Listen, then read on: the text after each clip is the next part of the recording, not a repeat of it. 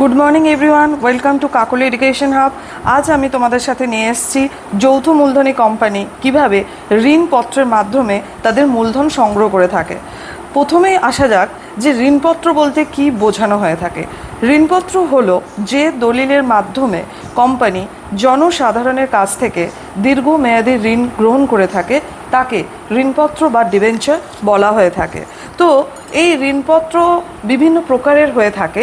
প্রথমে আসা যাক সুরক্ষিত ঋণপত্র বা সিকিউরড ডিবেঞ্চার। এটি হলো সেই ঋণপত্র যে ক্ষেত্রে ঋণের অর্থ সুরক্ষিত থাকে, অর্থাৎ এই ঋণপত্রের সমপরিমাণ অর্থ সাথে কোনো সম্পত্তিকে জুড়ে দেওয়া হয়, যাতে ঋণপত্রের অর্থ পরিশোধ করার ক্ষেত্রে অর্থ প্রয়োজন হলে এই সম্পত্তি বিক্রয় করে সেই অর্থ সংগ্রহ করা যায়। সেই ক্ষেত্রে এটি হলো সুরক্ষিত। এবারে আসছি অরক্ষিত বা আনসিকিউরড ডিবেঞ্চার।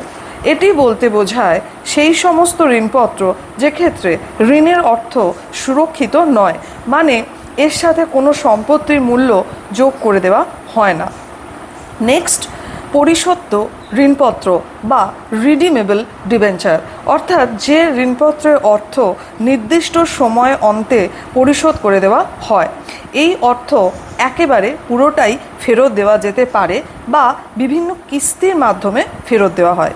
নেক্সট হলো অপরিশোধ্য ঋণপত্র বা ইরিনিউয়েবল ডিবেঞ্চার। অপরিশোধ্য ঋণপত্র হলো সেই ঋণপত্র যে ক্ষেত্রে নির্দিষ্ট সময় অন্তে ঋণ গ্রহীতাদের পরিশোধ করা হয় না। এই ঋণ ধরনের ঋণপত্রকে চিরন্তন ঋণপত্র বলা হয়। কেন বলা হয় জানো?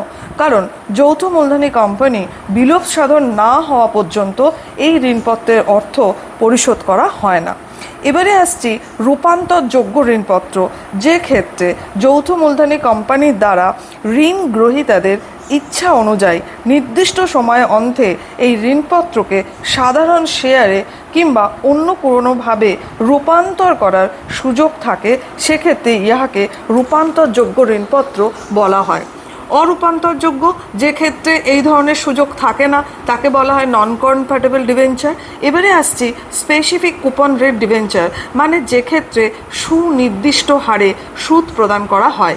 এই সুদের হারকে কুপন হার বলা হয়। এবারে বলছি শূন্য কুপন হারের ঋণপত্র। এই ধরনের ঋণপত্রে কোনো সুদের হার উল্লেখ করা থাকে না, অর্থাৎ এক্ষেত্রে বিনিয়োগকারীরা যাতে তাদের প্রাপ্য থেকে বঞ্চিত না হয়, এই জন্য এই ঋণপত্র অনেকটা অবহারে বিলি করা হয়।